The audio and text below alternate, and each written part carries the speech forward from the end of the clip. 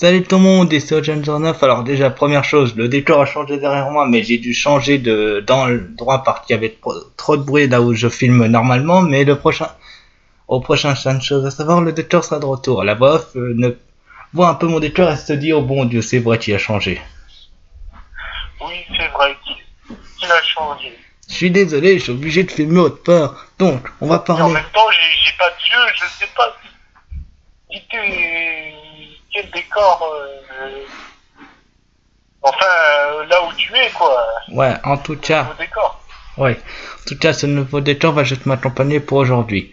Donc, on va faire un nouvel épisode des 5 choses à savoir. Et aujourd'hui, je vais attaquer, on va dire, un peu au préquel de Blue Exorcist, parce que tout le monde connaît Blue Exorcist, le manga avec Rino Kumura qui m'a donné l'inspiration pour faire mon livre. Oui.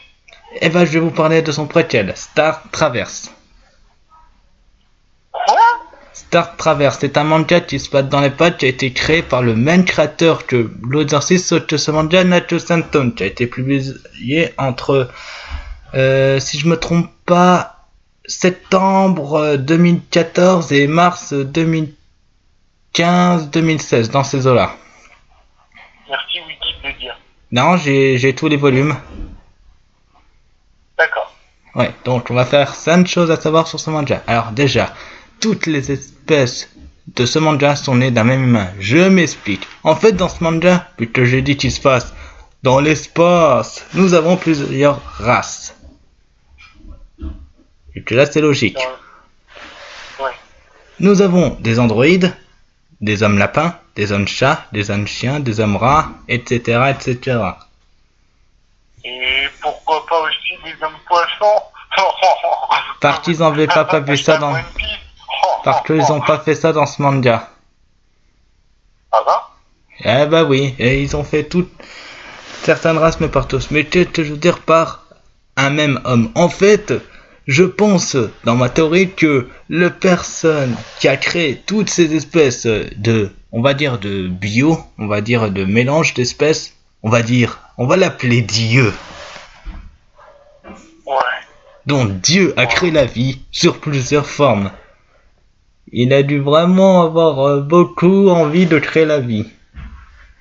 Bah Dieu, on verra plus tard, parce qu'on sait même pas comment il est le Dieu. Ouais, mais en tout cas, c'est un humain. En fait, si c'est avec... Par contre, je m'explique aussi, les autres espèces, c'est-à-dire les cyborgs, les hommes chats et les hommes chiens, peuvent se reproduire ensemble, sauf que ça fait des mélanges un peu chelous. Oui. Hashtag South Park, si t'as vu la copulation entre un cochon et un éléphant. Ouais, sauf que c'est aussi possible qu'il y a des trucs rares, genre qu'il y a pratiquement 0,0001% de gènes humains. Oui, c'est très rare. Ça me donne envie de la lever, hein, que c'est une imagination. Ouais, bon, je vais passer au prochain sujet pour éviter de trop la nausée. Oui, vas-y. Alors, deuxième sujet, l'âge du héros ne correspond pas à sa taille. Je m'explique. Nous suivons un héros, que je vais l'appeler le héros. Parce que j'ai oublié son nom. Hein. Je vais l'appeler le héros. Ce sera plus simple. Pourquoi il a pas de nom, ce héros? Si, il en a un, mais j'ai pas le manga sous les yeux et je me souviens plus de son nom. Ah, d'accord. Ouais, donc, le héros, comme je disais, au début du manga, il allait sur l'âge d'1 an. Il pouvait marcher, parler normalement, comme un gamin de 1 an. Et papa, maman, quoi. Non, lui, il peut faire des phrases complètes sans se casser la tête. Quoi? Oui, Un c'est... gamin de 1 an peut faire des phrases complètes. Attendez, j'ai oublié de préciser, c'est un androïde. C'est un androïde. Oui, un androïde qui a l'âge d'1 an. Comment pas? Ok, je voulais faire une blague, mais je l'ai annulée. Ouais, donc, par la suite, dans le tome 2, il rencontre une autre androïde qui, bien sûr, comme tout gamin d'1 an se respectant, il tombe amoureux de cette femme, qui doit avoir à tout casser une 20aine d'années. Un gamin androïde et une gamine androïde. Une adulte androïde, on va plus dire. Ah, d'accord. Ouais. Ensuite, par la suite, dans le tome 3, ouais, quand il aspirait assez d'énergie, ce gamin, il a toujours un an parce que entre l'arc du tome 1 et du tome 3, il s'est écoulé à peine, on va dire, environ une semaine dans le manga, pas dans la réalité. Oui. Il a grandi, il a atteint sa stade d'adulte en aspirant beaucoup d'énergie. Je rappelle, il a toujours un an. Oui. Allez m'expliquer la logique. Il a un an, sa taille, son truc métabolisme ne correspond pas. Faudra m'expliquer. Tu sais, les logiques dans tout ça, je peux dire, la seule réponse, c'est le Japon. Ouais, la drogue dure. Et c'est de la drogue. Ouais. Tu sais, ils imaginent que dans une semaine, on est déjà adulte, quoi. Ouais. Mais quand je le rappelle, c'est un androïde. Oui, c'est des androïdes, je le dis. Sauf que, j'ai oublié de préciser en détail, cet androïde est une création. Attention, c'est une... Comment expliquer ça sans être trop direct? Ah, je sais. En fait, ce petit androïde, le héros, est une réincarnation, plutôt une recréation du dieu des étoiles. Ok. Ouais, donc tu... Les étoiles. Oui. Je croyais le dieu. Oui, c'est un dieu, ce gamin. Ouais. Bon. Ce sujet étant passé, on peut passer au troisième sujet.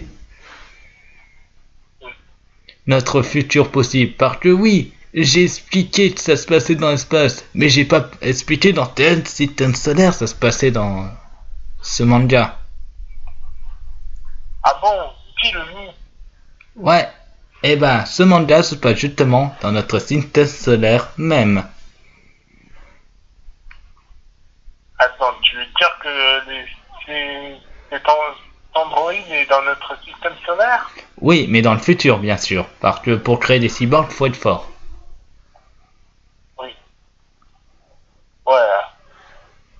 Ouais, sauf que, d'après que je sais sur le manga, faut se préparer à une guerre contre des lapins. Des lapins mélangés avec des êtres humains, donc des lapins capables de se battre facilement. Donc, je l'avais dit, les lapins contrôleront le monde. Ne faites plus confiance. Ah, les chats? Non, les chats, ils contrôleront juste les finances. Non, les lapins contrôleront le monde. Les chats, ils sont en train de contrôler Internet, les chats? Oui, mais les lapins contrôleront le monde. Ne faites pas confiance aux lapins. Et, ouais, faites attention. Le chef, c'est Bugs Bunny. Ouais. En tout cas, ce sujet étant fait, nous pouvons passer au quatrième sujet. Les 7 péchés capitaux. Ah bon?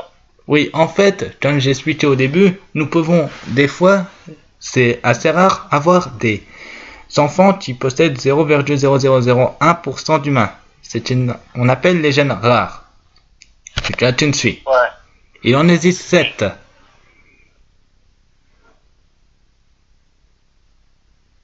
Tu me suis toujours.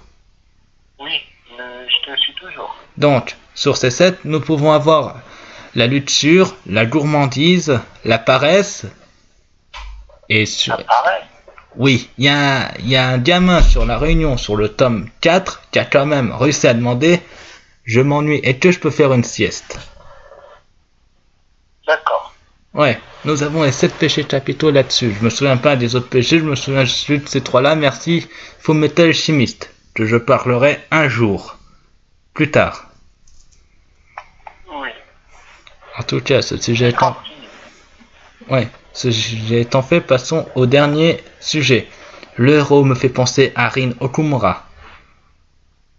Ah bon?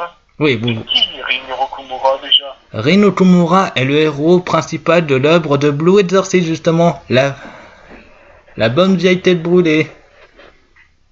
Ah. Le fils de Satan. Oui, j'ai compris. Je sais comment il est. Oui. Et je savais plus son nom, quoi. Ouais, alors je m'explique. Pourquoi le héros me fait penser à Rin? Parce que Ils ont tous les deux eu le même truc, une enfance tragique. Ils ont tous les deux perdu un proche. Ils ont tous les deux une arme capable de détruire n'importe quoi. Au début, Je croyais qu'il est né, il est créé par une étoile. c'est une création, donc ça reste un cyborg qui peut détruire des méchants. Oui. Sauf que, comparé à Rin ayant une épée, ce cyborg, pour activer sa pleine puissance, tu veux savoir il a quoi? Quoi? Une vis rouge. Ah, Ouais, qui s'insère dans l'œil. oui. Ouais. En tout cas, Oui, ça fait mal. Oui.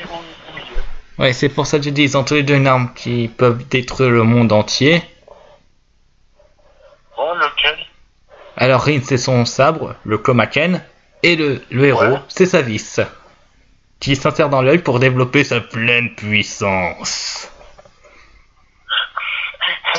Que personne ne bouge. J'ai une vis. Et je n'hésiterai pas à le mettre dans l'œil. Ouais, au Oh début... mon Dieu, on va crever.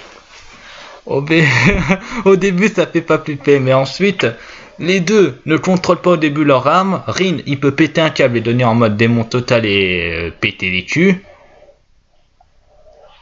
Ouais. Et le gamin se fait contrôler par sa vis et peut aussi péter des culs. Mais il devient plus maléfique. Ah. Et il dit que c'est la vis la cause de tout ça. Je ne vois pas le rapport de cette vis qui est maléfique. En fait, d'après le père, le pseudo-père du héros, il a dit que la vis, c'était les ténèbres. Waouh. Oui. On peut le mettre dans l'œil. Si on n'est pas cyborg. Non, je pense pas. D'accord. Par la suite, ils s'entraînent, ils deviennent plus forts, ils contraignent leur arme et ils pètent des culs avec leur pleine puissance. C'est sûr qu'il est en mode cheaté, quoi. Ah bah oui, sauf que comparé à Rin, le gamin peut... Je m'explique, dans le tome 5, il s'est fait exploser ses deux bras et ses deux jambes. Ouais. Il utilise le pouvoir de la vis pour se faire repousser deux bras et des putains de réacteurs aux jambes. Bordel, c'est maintenant une fusée, ce mec. Ouais. Et il a comme arme la lance des étoiles. Et il n'a pas hésité à péter des culs avec. Ouais. Donne ta vis à Astro Boy, qu'est-ce qu'il va devenir? Je sais pas. En tout cas, c'était ça le sujet, sauf que ce ne sera pas un sujet bonus parce que ça ne fait que le 12e épisode des 5 choses à savoir. Je le sais, j'ai tout ça sous les yeux.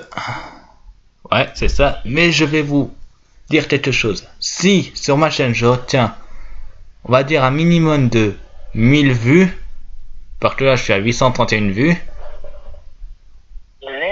je ferai un épisode spécial sur le jeu Yandere Simulator. Je vous promets de faire ça. C'est quoi?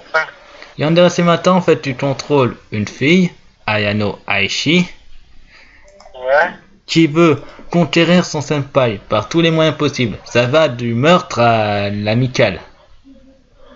Ah, d'accord. Ouais, donc si j'atteins les 1000 vues sur ma chaîne, je vous promets de faire un épisode sur Yandere Simulator.